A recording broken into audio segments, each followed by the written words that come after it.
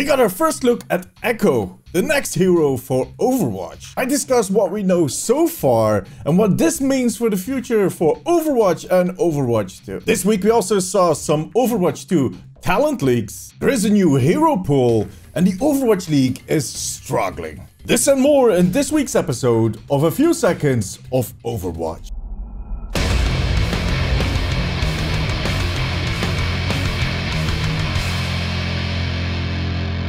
Welcome to A Few Seconds of Overwatch. I am D from the Omnic Post, and this is what happened this week in Overwatch. Guys, I'm done with YouTube. I'm leaving my successful career as content creator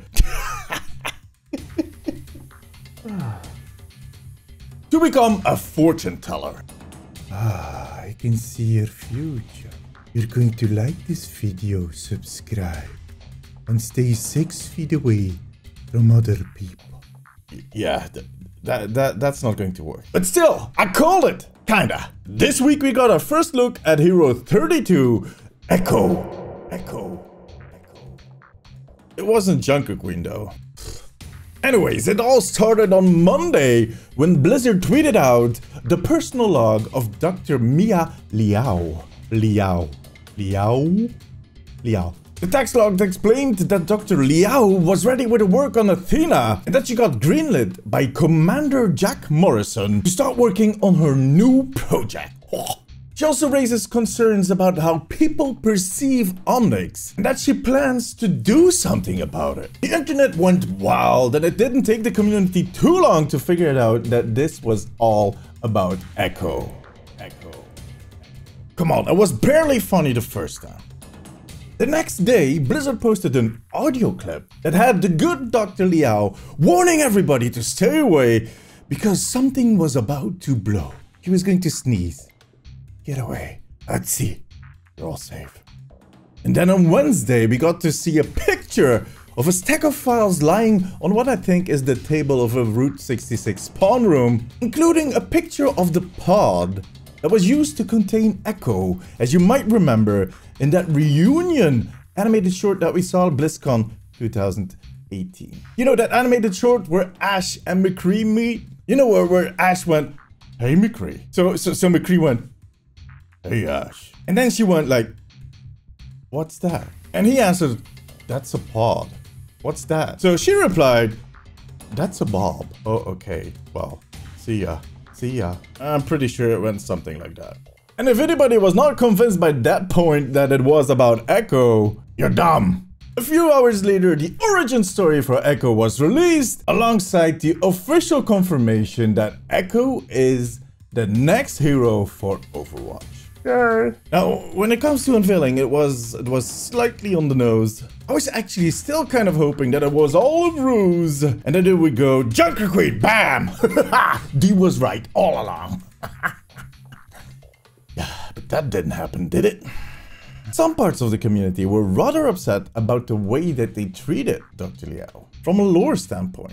The question is, how much did Blizzard actually deviate from their original plans for Liao? Blizzard never really went into detail about the character, and there was a lot of theory crafting, a lot of fan lore going around, but that doesn't make it real. So, I don't know. Her story as it stands is that Liao helped to develop the Omnics. During the Omnic crisis, she felt very responsible for what was happening, so she was extremely surprised when Jack Morrison invited her to become a founding member of Overwatch. But who better to help take down the Omnics than the woman who created them? She also ended up developing Athena, and her final project was Echo. An AI that absorbed knowledge by interacting with people. Which explains why so much of Liao's traits are actually reflected in Echo. The explosion that we heard in that audio clip actually ended up killing Dr. Liao, and Echo was left behind. The fact that she was able to just absorb and integrate knowledge made her a really powerful weapon, especially if she fell in the wrong hands. So that's why they decided to put her in quarantine. Until McCree kind of lures Ash into helping him, and he releases Echo. McCree had been assigned to protect Dr. Liao back in the day, so I guess he felt like he had something to make up to her, which is so beautiful. Now Echo is out there and ready to join the reactivated Overwatch team in Overwatch 2. And she's going to be one powerful ally. She's a glass cannon with a really unique kit. Echo was originally going to be a support character, but somewhere along the line Blizzard changed their mind, which now kind of upset people, but no. Most of her abilities seem to be hardline based. She can shoot projectiles, sticky bombs, a beam that does a ton of damage against targets, and shields that are below 50%. And on top of that, she can fly, she can fly, she can fly.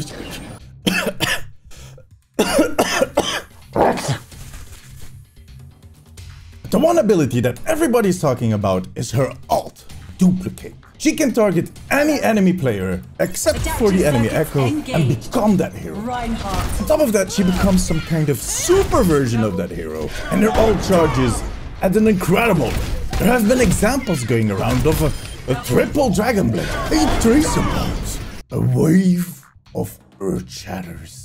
It is going to be interesting to see which of these combos is going to work best. Good teams will be using Echo's ult to get in an extra healer or an extra tank where you're in a pinch. This one hero can change the game in so many ways, except in karaoke.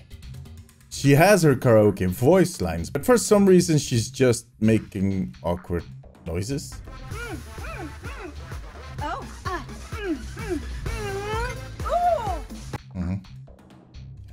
Echo currently is on PTR. Just one day after the PTR release, she was already nerfed really hard, and we might see more of these nerfs coming in the next few days. I personally expect her to release next week, right after the Archives event. By then we should have had a look at her skins, which I'm really curious about. She looks like an Apple product. How do you skin an Apple product? You put on a piece of protective glass? Or maybe a Hello Kitty cover?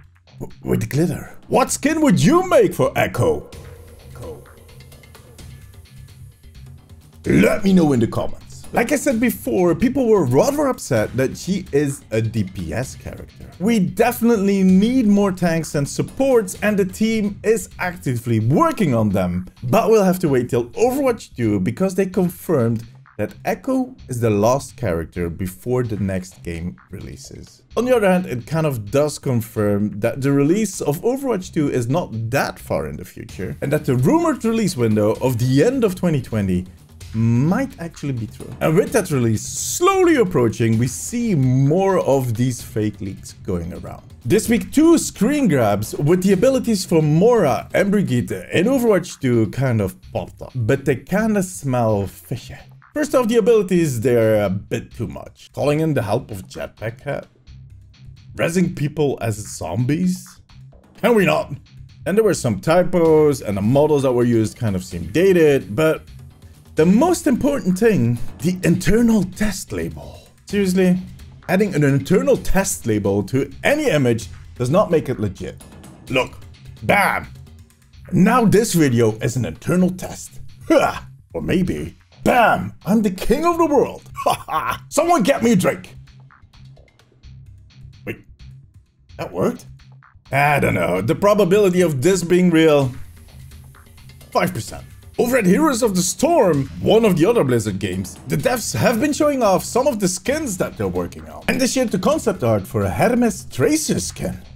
It looks amazing, and it would be the perfect summer game skin. It has that same ancient Greek theme like the Winged Victory skin for Mercy. But sadly, none of the Heroes of the Storm skins ever made it back into Overwatch. Unless...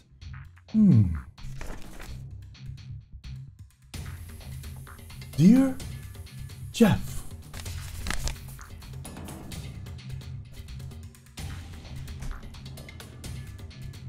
The hero pools for this week locked out 2 tanks. Roadhog and Sigma are on the bench, together with Doomfist and Brigitte. Blizzard clearly is testing out what could work, and overall I got the impression that people are not too upset about this one. Well, Doomfist and Brigitte are out, so yeah.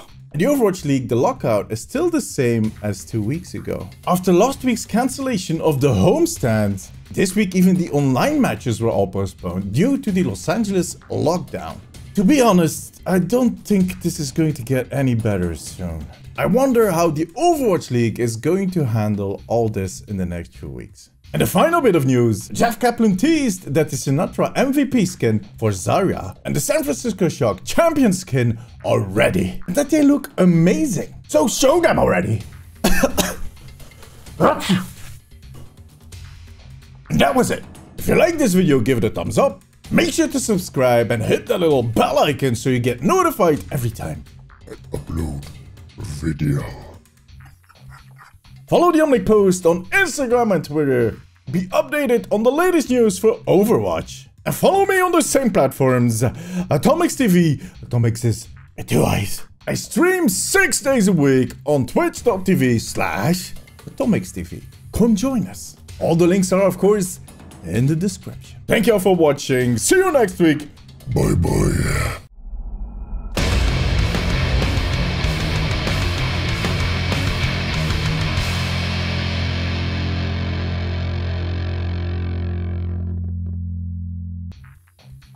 Hmm?